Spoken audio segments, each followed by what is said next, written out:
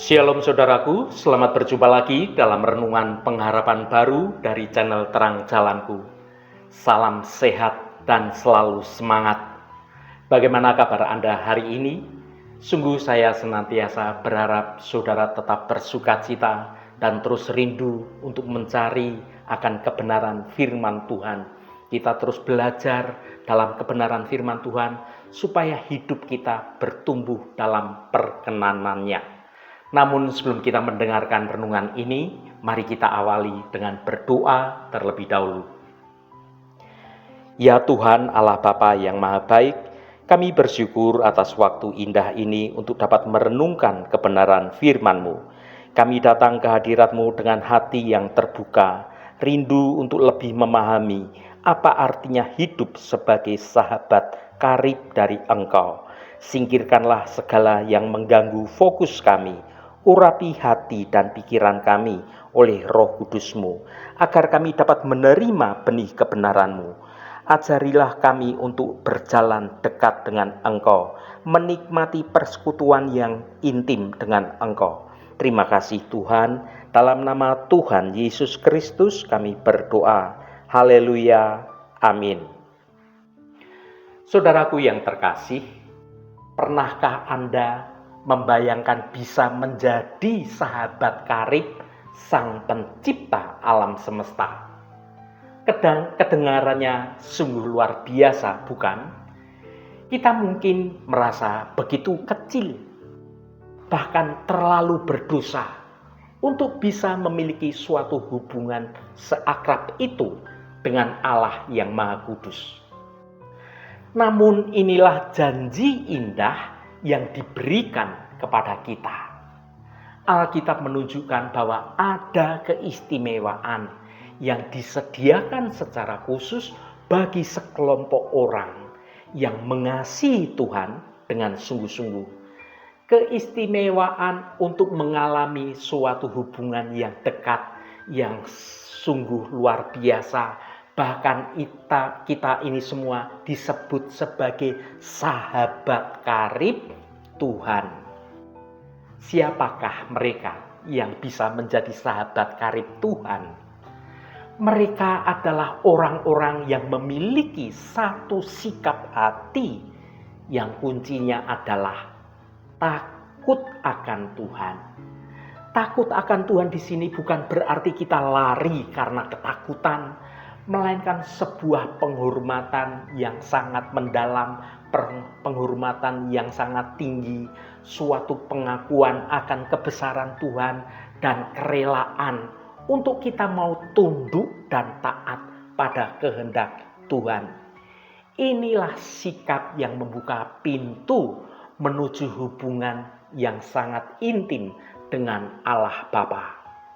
Dalam renungan ini kita akan menggali lebih dalam tentang apa artinya hidup dalam rasa takut akan Tuhan dan bagaimana hal itu benar-benar dapat menempatkan kita pada posisi yang begitu istimewa, yaitu sebagai sahabat karib dari Tuhan. Mari kita siapkan hati kita untuk dapat menerima kebenaran renungan ini.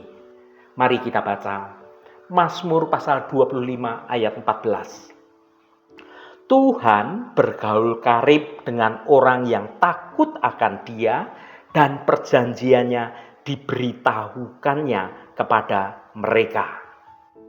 Saudaraku, ayat ini membuka jendela ke dalam hati Allah.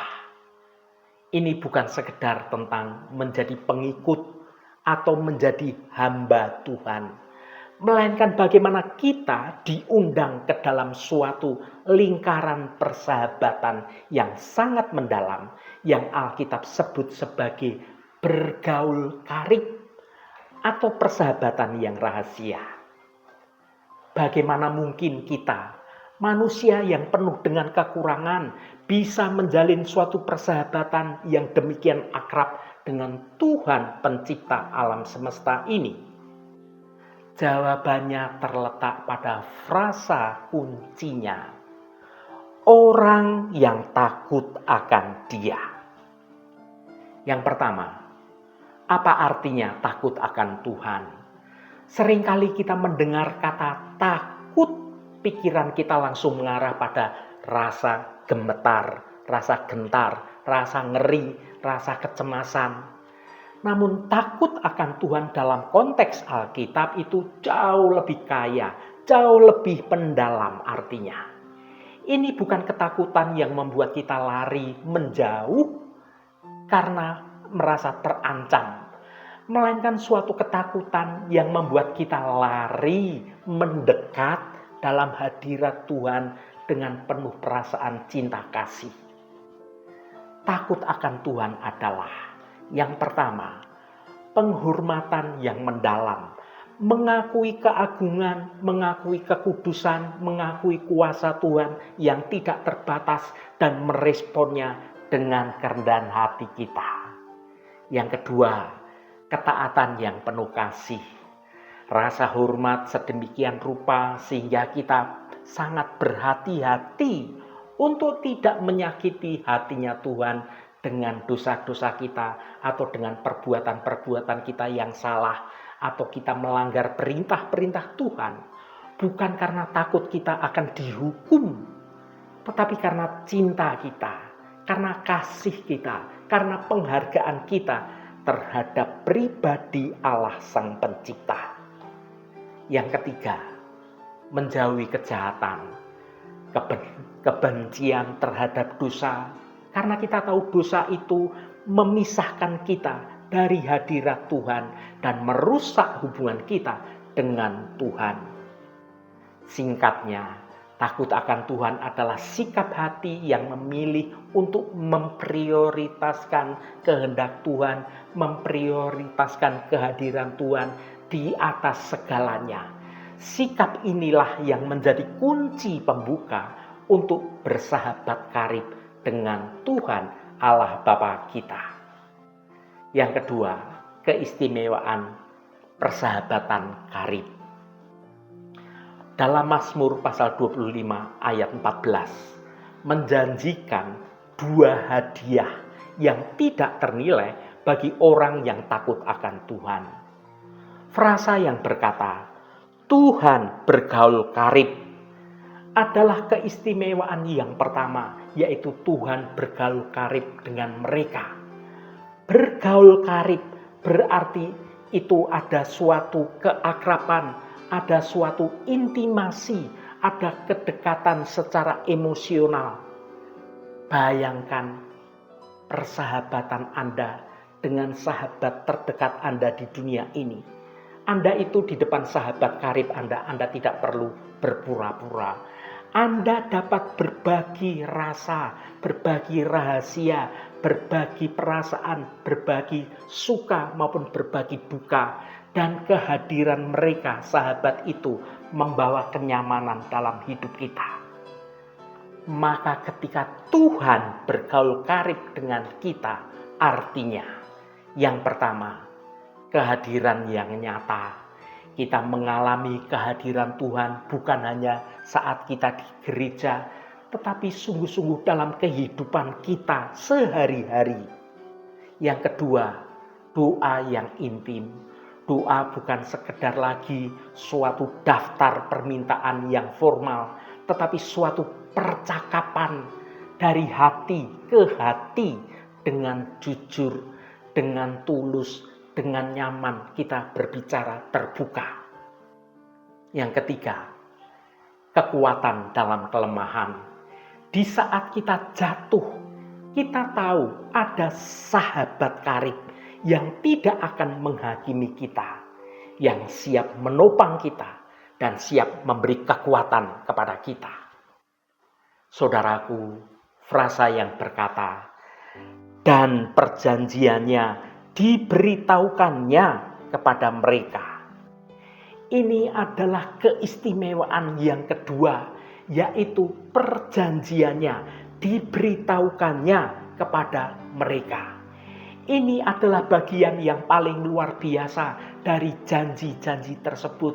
Dalam persahabatan manusia, kita berbagi rahasia, berbagi berbagai macam rencana kita hanya kepada orang-orang yang kita percayai sebagai sahabat kita. Demikian juga dengan Tuhan. yang mengasihi kita sebagai sahabatnya. Tuhan tidak merahasiakan semua rencananya dari para sahabat-sahabatnya. Frasa yang berkata, perjanjiannya diberitahukannya menunjukkan bahwa Tuhan memberikan satu pemahaman akan rencana Tuhan yang indah.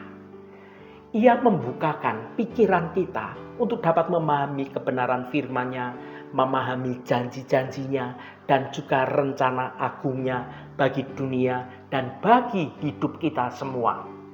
Yang kedua, bimbingan menuju jalan rencana Tuhan. Di tengah kebingungan dan juga ketidakpastian dunia ini, Tuhan menyingkapkan langkah-langkah yang harus kita tempuh seperti seorang teman yang berbisik di telinga kita, memberi petunjuk yang nyata. Yang ketiga, pengharapan akan rencana Tuhan dinyatakan.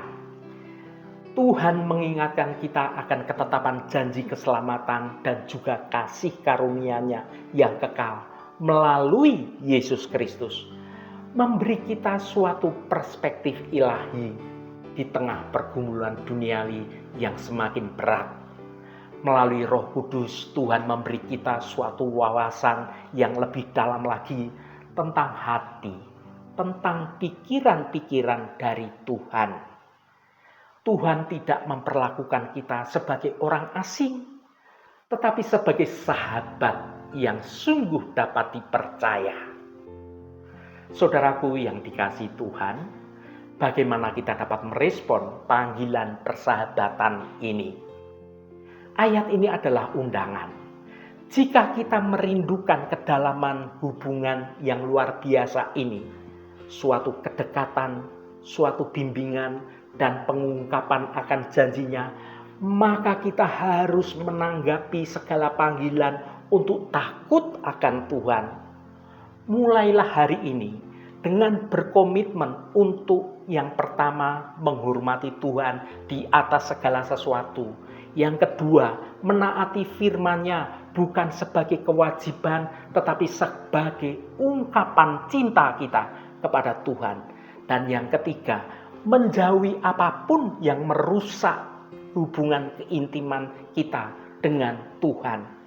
Ini adalah jalan menuju keistimewaan yang tidak tertandingi, menjadi sahabat karib Tuhan yang hatinya Tuhan itu terbuka bagi kita, dan janji-janji Tuhan itu menjadi terang bagi jalan hidup kita.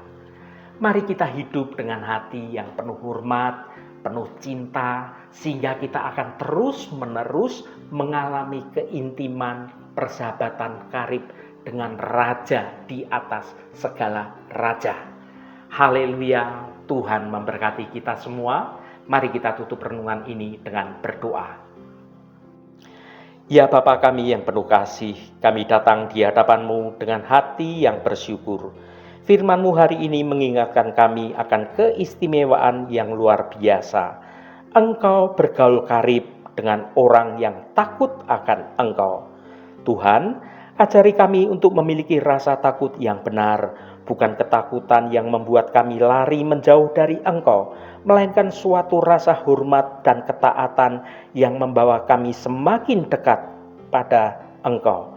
Kami rindu untuk menjadi sahabat-Mu, tempat Engkau membuka hati dan rencana-Mu. Tolonglah kami menjalani hidup ini dengan penuh kesetiaan, agar kami layak menerima perjanjian dan rahasia-Mu yang indah. Jadikanlah hati kami rumah yang nyaman bagi kehadiran-Mu.